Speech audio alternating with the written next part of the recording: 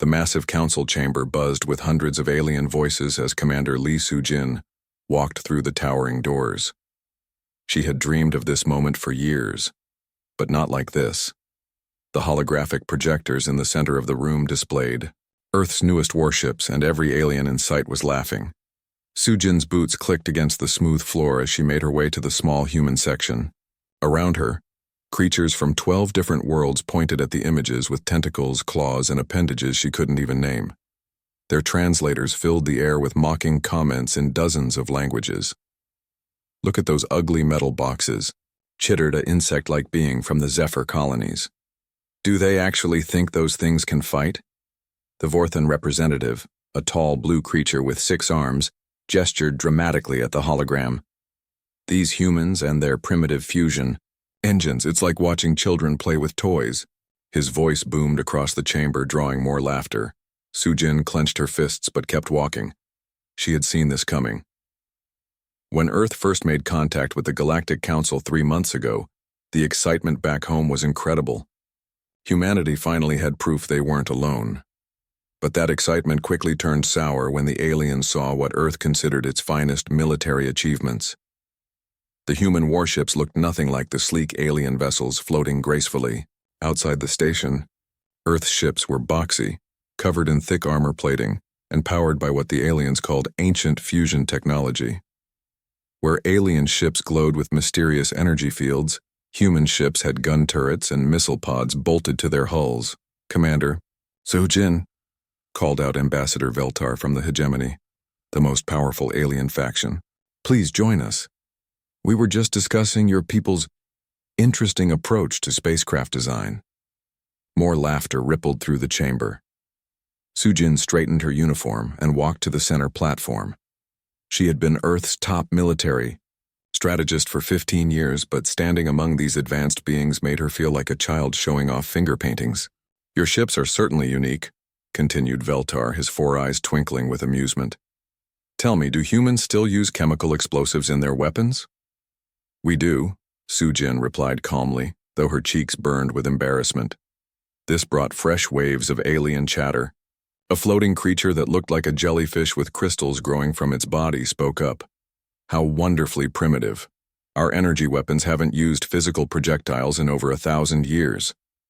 The Vorthan delegate stepped forward, his blue skin shimmering under the chamber lights. "Perhaps humans should focus on what they do best. Agriculture, simple manufacturing. Leave the defending of the galaxy to those with proper technology." Soo-jin felt her jaw tighten.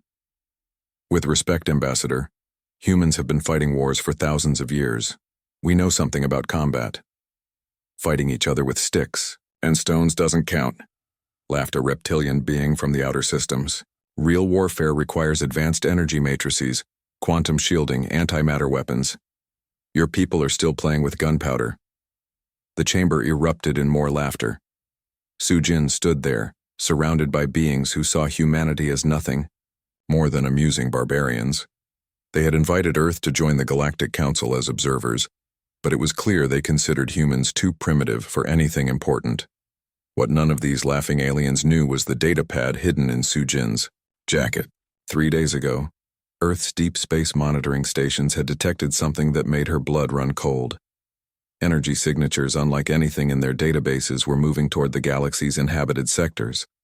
The readings were massive, organized, and clearly hostile. She had tried to share this information with the Council's military leaders, but they dismissed it as human sensor errors. "Your primitive equipment probably detected a solar storm," one had told her with a patronizing smile. But Soo-jin knew better. She had spent her entire career studying warfare, and these readings looked like nothing she had ever seen. Something was coming. Something that would test every assumption these advanced aliens had about primitive versus sophisticated technology. As the laughter continued around her, Soo-jin thought about the human fleet waiting in Earth's solar system. Those ugly metal boxes had been built by people who understood that wars weren't won by the prettiest ships or the most elegant weapons. They were won by crews who could adapt, improvise, and fight dirty when necessary. The aliens might have quantum shields and antimatter cannons, but they had lived in peace for centuries. Humanity had never known such luxury. Every human ship was built by people who expected to fight for their lives someday. That someday was coming sooner than anyone realized. The emergency alarm started screaming at 0347 hours, jolting Commander Lee Soo-jin from her sleep aboard the human observation ship. She stumbled to the command center, still pulling on her uniform, as her communications officer Kim Tae-hyun turned toward her with a pale face. "Commander, you need to see this," he said, his voice shaking. "Long-range sensors are picking up massive energy signatures at the galaxy's edge. Whatever's out there, it's huge." Soo-jin looked at the tactical display and felt her stomach drop. Dozens of contact points moved in perfect formation across the screen, each one larger than any ship in the Galactic Council's fleet. The readings were off the charts, showing energy outputs that shouldn't be possible. Within minutes, every alien ship in the sector was buzzing with activity. The Council's emergency channels crackled with panicked voices in dozens of languages. Soo-jin had never heard such fear in alien communications before. "What are they?" asked Lieutenant Park Ji-woo from the sensor station. Before Soo-jin could answer, Ambassador Veltar's voice cut through all other communications. "All vessels, this is a code black emergency. The Devourers have returned." The bridge fell silent. Even the humans had heard whispers of the Devourers in ancient alien legends. Machine beings from the galaxy's dark age, supposedly extinct for millions of years. They were the monsters that alien parents used to scare their children. The nightmare that every civilization hoped would never return. "Sir," Tae-hyun said quietly, "we're receiving orders from the Council. All human vessels are to immediately return to the Sol system and remain there for our own protection." Soo-jin watched as the alien fleets began forming up. The hegemony's crystal ships glowed with building energy, their quantum shields shimmering like soap bubbles. The Vorthan vessels, sleek as daggers, charged their antimatter weapons. Ships from a dozen different worlds moved with practiced precision, their technology so advanced it seemed like magic. "They're beautiful," whispered Park Ji-woo, watching the alien formation on the main screen, and they were beautiful. Each ship was a work of art, flowing lines and impossible curves that defied human understanding of engineering. Their weapons fired pure energy, creating light shows that painted space in brilliant colors. Their shields could deflect anything. Their sensors could see across dimensions. Their computers could calculate 1,000,000 possibilities in seconds. The first battle happened 3 days later, near the Kepler mining colonies. Soo-jin and her crew watched from their position in the Sol system, monitoring long-range communications as the Council's finest ships engaged the enemy. At first, everything seemed to go according to plan. The alien fleets moved in perfect formation, their energy weapons lighting up space like a deadly fireworks display. The hegemony's flagship, a mile-long crystal cathedral, fired beams that could crack planets. The Vorthan attack wings swooped and danced, their antimatter torpedoes creating miniature suns where they struck. But something was wrong. The Devourer ships, dark and angular like geometric nightmares, weren't taking damage. Instead, they seemed to be learning from each attack. Their hulls shifted and adapted, becoming more resistant with every hit. "This isn't possible," breathed Kim Tae-hyun as he listened to the battle communications. "The Council ships are barely scratching them." The Devourers fired back with weapons that defied description, beams that unmade matter at the atomic level, missiles that phased through shields as if they didn't exist, energy fields that turned sophisticated alien computers into scrap metal. Within 2 hours, the first alien ships started exploding. These weren't clean, quick deaths. The Devourer weapons seemed designed to cause maximum suffering, tearing ships apart piece by piece while their crews screamed for help that would never come. 3 hegemony battle groups just went dark, reported Park Ji-woo, her voice hollow with shock. "The Vorthan attack wings are retreating, but the Devourers are following them." Soo-jin watched the tactical display as red dots representing alien ships winked out one by one. Each dot represented thousands of lives, crews that had just yesterday been laughing at human technology. Now they were dying because their advanced weapons couldn't adapt fast enough to an enemy that evolved with every battle. The worst part was listening to the alien communications. These beings who had seemed so confident, so superior, were now begging for reinforcements that would never arrive in time. Their quantum shields, which could deflect anything humans had ever built, crumpled like paper. Their exotic weapons, powered by miniature black holes and controlled fusion, might as well have been throwing rocks. By the end of the first day, 3 entire alien fleets had been destroyed. The survivors fled in panic, their perfect formations shattered, their confidence broken. The same technology that had made them feel invincible had become their weakness.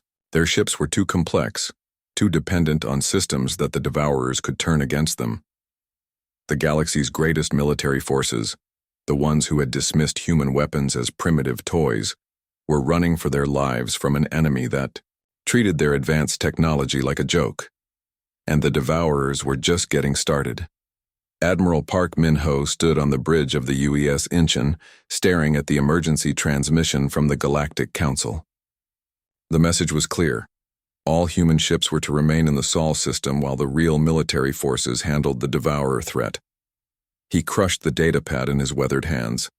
"Sir, the Council's orders are explicit," said his second-in-command, Captain Yoon Seok-jin.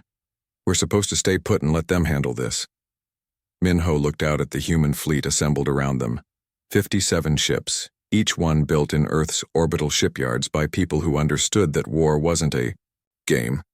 These weren't the prettiest ships in the galaxy, but they were designed by humans who had been fighting each other for thousands of years. "Captain, how many alien distress signals are we picking up?" Min-ho asked quietly. 43 so far, sir, and they're getting weaker." The Admiral closed his eyes. For 3 days they had listened to alien crews screaming for help as the Devourers tore through the galaxy's finest fleets. Ships that had seemed invincible were being destroyed, like toys, their crews dying while humanity sat on the sidelines. "All ships, this is Admiral Park," he said into his communicator. "We're moving out. Anyone who wants to follow Council orders can stay behind." Not a single human ship stayed behind. The journey to the battle zone took 18 hours at maximum. Burn. Along the way, they encountered something that changed everything. Floating in space were the remains of a hegemony cruiser, its crystal hull cracked like broken glass. But there were survivors. "This is Dr. Kim Da-yoon aboard the medical ship Sejong," came the voice over the radio. "I'm picking up alien life signs in the wreckage." The rescue operation took 4 hours. Alien survivors, many of them injured, were brought aboard human ships. Most had never seen the inside of a human vessel before, and their reactions were immediate and obvious. "What is this primitive garbage?" gasped a Vorthon officer as he was carried into the Incheon's medical bay. His 6 arms gestured weakly at the bare metal walls and exposed pipes. "Where are your energy conduits, your quantum processors?" Dr. Kim Da-yoon, who had spent years studying alien technology, knelt beside the injured officer. "We don't use quantum processors for life support," she explained gently. "Too easy to disrupt. We use mechanical systems, backup generators, redundant everything." Another alien survivor, a floating crystal being from the outer colonies, pulsed with confused colors. "But your ships look so crude. How do you expect to fight advanced enemies with such basic technology?" Da-yoon helped the crystal being settle into a specially designed containment field. "We've been fighting advanced enemies our whole history," she said. "Humans have never had the luxury of overwhelming technological superiority. We learned to build things that work when everything else fails."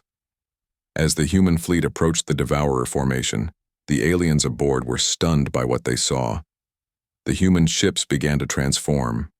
Armor plating that had looked like simple metal started retracting, revealing weapon systems that had been hidden beneath. "Impossible," whispered the Vorthon officer from his hospital bed. "Those are kinetic weapons, railguns, chemical explosives. Nobody uses those anymore." "We do," said Captain Choi Jun-ho from the weapon system station. "Because they work." The Incheon's hull opened like a flower, revealing massive railgun batteries that ran the length of the ship. Missile pods emerged from hidden compartments, each one loaded with nuclear warheads that the aliens had dismissed as primitive relics from humanity's violent past. Other human ships underwent similar transformations. The destroyer Busan revealed torpedo tubes loaded with kinetic penetrators designed to punch through any known armor. The battleship Gwangju extended weapon arrays that looked like something from humanity's ancient wars, but scaled up for space combat.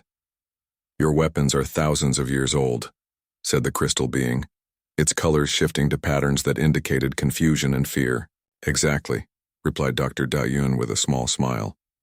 "The Devourers have been adapting to energy weapons, quantum shields, and exotic matter for millions of years. But they've never seen anything like what humans build." Admiral Park Min-ho watched as his fleet moved into attack formation. Each ship was a product of human warfare, designed by people who expected their enemies to be just as smart and just as determined as they were. Where aliens built elegant solutions, humans built redundant backups. Where aliens created art, humans created tools that could be repaired with a hammer and some wire. "All ships, this is Admiral Park," he said into his communicator. "Remember, we're fighting an enemy that adapts to everything it encounters, but it's never encountered anything like us. These machines think they know how advanced civilizations fight. They're about to learn how humans fight." The alien survivors watched in amazement as the human fleet charged toward enemies that had destroyed everything else in their path. These crude, ugly ships with their primitive weapons were humanity's answer to an unstoppable force. And for the first time since the Devourers returned, someone was ready to hit back. The first human railgun fired at exactly 14:27 Galactic Standard Time, and everything changed in that instant. The tungsten rod, no bigger than a telephone pole but moving at 12% the speed of light, struck the lead Devourer ship like the fist of an angry god. Admiral Park Min-ho watched from the Inchen's bridge as the enemy vessel's shields flickered and died. The Devourer ship had been adapting its defenses for millions of years, learning to counter every form of energy weapon imaginable. But it had never encountered something as simple and brutal as a chunk of metal moving fast, enough to crack planets. "Direct hit on target Alpha," reported Weapons Officer Lee Dong-wook, his voice steady despite the magnitude of what they had just accomplished. "Their shields are completely down." The alien survivors in the medical bay pressed against the viewports, their various forms of eyes wide with disbelief. The Vorthon officer who had mocked human technology just hours earlier now stared in stunned silence as more railgun rounds streaked across space like silver lightning. "That's impossible," whispered the crystal being, its colors shifting to patterns of pure amazement. "Nothing breaks through Devourer shielding, nothing." Dr. Kim Da-yoon smiled grimly as she monitored the battle from the medical station. "Their shields are designed to deflect and absorb energy, but kinetic weapons don't care about fancy physics. Mass times velocity equals force, and force breaks things." The human fleet opened up with everything they had. 57 ships unleashed, a storm of metal that lit up space like a deadly meteor shower. Railgun rounds, missile swarms, and kinetic torpedoes filled the void between the fleets. Each projectile was a simple piece of technology that humans had been perfecting for centuries. The Devourers tried to adapt. Their ships twisted and changed, hull plating shifting to new configurations as their ancient minds processed this unexpected threat. But adaptation took time, and humans weren't giving them any. "Target Beta is breaking apart," called out Tactical Officer Park Ji-won. "Looks like our missiles punched straight through their hull." The second Devourer ship died in a chain of explosions as human nuclear warheads detonated inside its core. The aliens watching from human ships had never seen nuclear weapons used in space combat. Most civilized species had abandoned such crude explosives eons ago in favor of cleaner, more elegant antimatter weapons. But crude didn't mean ineffective.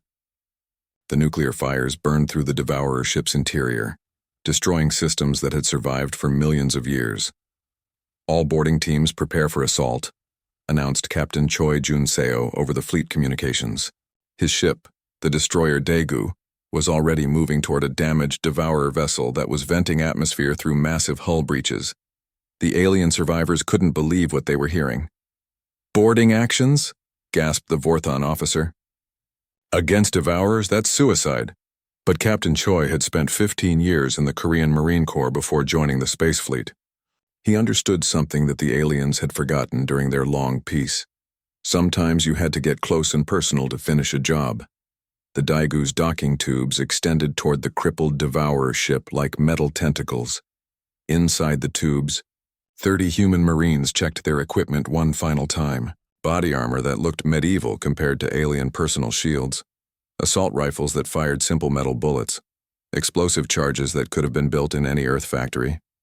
Remember, Choi told his boarding team over the radio, these machines have been adapting to energy weapons and exotic technology for millions of years. But they've never seen a human with a rifle and a bad attitude. The Marines breached the Devourer hull and found themselves in a nightmare of twisted metal and organic technology. The ship's interior pulsed with alien life, walls that moved like living tissue and corridors that rearranged themselves as the Marines advanced. But the Devourers had no defense against bullets. Their adaptive armor could deflect plasma beams and quantum disruptors, but it couldn't stop chunks of lead moving at supersonic speeds. Marine Sergeant Lim Hyun-soo put 3 rounds into what looked like a control node, and an entire section of the ship went dark. These things don't know how to handle ballistic weapons, he reported over the radio. It's like they've never seen gunpowder before. The boarding action turned into a systematic destruction of the Devourer ship's critical systems. Where alien energy weapons would have been absorbed and countered, human explosives simply blew things up. C4 didn't care about adaptive armor or energy shields, it just made big holes in important-looking equipment. Back in space, the human fleet was methodically destroying the remaining Devourer ships. Admiral Park watched as his primitive weapons tore through enemies that had seemed unstoppable just hours before. The alien communications channels, which had been filled with screams and panic for days, now buzzed with amazement and hope. Voices in dozens of languages reported the same impossible news. The humans were winning. "How are they doing this?" asked a hegemony commander over the open channel. "Those crude weapons shouldn't be able to penetrate Devourer defenses." Dr. Da-yoon keyed her communicator to respond. "The Devourers spent millions of years learning to counter advanced technology, but humans never had advanced technology. We learned to make simple things work really, really well." The last Devourer ship exploded in a brilliant fireball as human torpedoes found its reactor core. The ancient machines that had terrorized the galaxy for eons were nothing more than drifting wreckage, destroyed by weapons that most civilized species considered obsolete. The silence after the last explosion was deafening. Admiral Park Min-ho stood on the bridge of the Incheon, watching the debris field that had once been the most feared force in the galaxy. Twisted metal and dark fragments drifted past the viewports, all that remained of the Devourer vanguard that had terrorized civilized space for weeks. "Sir, we're picking up distress signals from 17 different locations," reported Communications Officer Kim Tae-hyun. "Alien survivors trapped in damaged ships throughout the battlefield." Min-ho nodded grimly. The battle was over, but the real work was just beginning. "All ships, this is Admiral Park. Begin search and rescue operations immediately. Every life we can save is a victory." The human fleet spread out across the debris field, their sensors sweeping for signs of life among the wreckage. What they found shocked even the hardened veterans aboard the human ships. Alien vessels that had seemed invincible just days before were now broken shells, their elegant designs twisted into unrecognizable shapes. Captain Choi Jun-seo maneuvered, his destroyer alongside a crippled hegemony cruiser. The crystal ship's hull was cracked like an eggshell, its beautiful rainbow glow now dim and flickering. "This is Captain Choi to the hegemony vessel. We're here to help, do you copy?" The response came in a weak, static-filled transmission. "Human vessel, this is Commander Zal Thien. We have 43 crew members trapped in our engineering section. Our quantum rescue systems are offline, we cannot reach them." Choi smiled grimly. "Don't worry, Commander, we'll get them out. We might not have quantum rescue systems, but we have something better." Within an hour, human damage control teams were swarming over the alien vessel. They brought with them tools that looked ancient compared to alien technology: plasma cutters, hydraulic jacks, mechanical winches, and good old-fashioned crowbars. The hegemony crew watched in amazement as human engineers ignored the ship's sophisticated computer systems and instead used manual overrides to open sealed blast doors. Where alien crews would have waited for their quantum processors to calculate the safest cutting angles, humans simply started cutting through the hull with plasma torches. "This is madness," whispered one of the hegemony officers. "They're just guessing where to cut."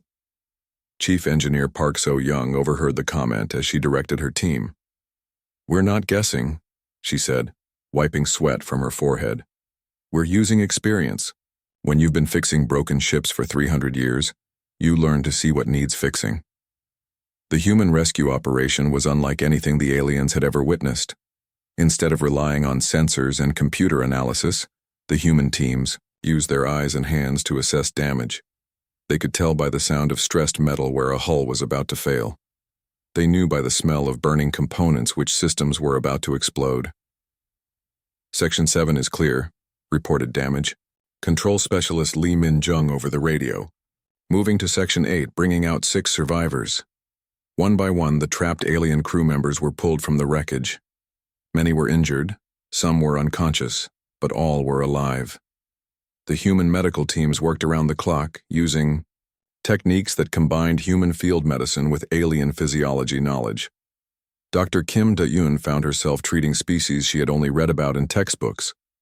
The irony wasn't lost on her as she used human-made medical equipment to save beings whose technology was supposedly centuries ahead of Earth's.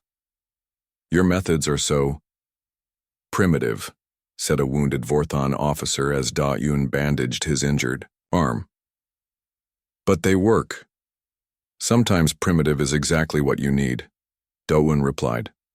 "When all your fancy systems fail, you fall back on what's simple and reliable." The rescue operations continued for 3 days. Human ships pulled survivors from 18 different alien vessels, using nothing more sophisticated than cutting tools and determination. The same beings who had mocked humanity's crude technology now owed their lives to human ingenuity. Word of the human victory spread across the galaxy faster than light. Ambassador Yoon Hai-rin received the call while coordinating relief efforts. From the command ship. It was the Galactic Council and they wanted to talk. The council chamber looked very different when Hai-rin entered it a week later. The same aliens who had laughed at human warships now stood in respectful silence. The holographic displays showed a new formation, human and alien ships flying together in joint defense fleets. "Ambassador Yoon," said the hegemony representative, his 4 eyes meeting hers with genuine respect. "The Galactic Council formally invites humanity to join the Galactic Defense Initiative as full partners."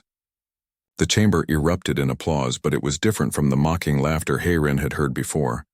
This was the sound of beings who had learned that advancement wasn't just about having the newest technology. Sometimes it was about having the wisdom to build things that worked when everything else failed. "The humans have shown us something important," continued the Vorthon delegate. "We spent so long perfecting our technology that we forgot why we built it in the first place. To protect life, to solve problems, to survive." Hai-rin looked around the chamber at faces that had once dismissed humanity as primitive barbarians. Now they saw humans as partners, as teachers, as allies who brought something unique to the galactic community. "Humanity accepts your invitation," she said formally, "and we promise to share what we've learned. Sometimes the best solution isn't the most advanced one. Sometimes it's the one that works when everything else fails." The holographic displays updated to show the new galactic defense formations. Human ships with their ugly armor and crude weapons flew alongside alien vessels of impossible beauty. Together, they would face whatever threats emerged from the dark spaces between stars. The galaxy had learned an important lesson. There was more than one way to be advanced.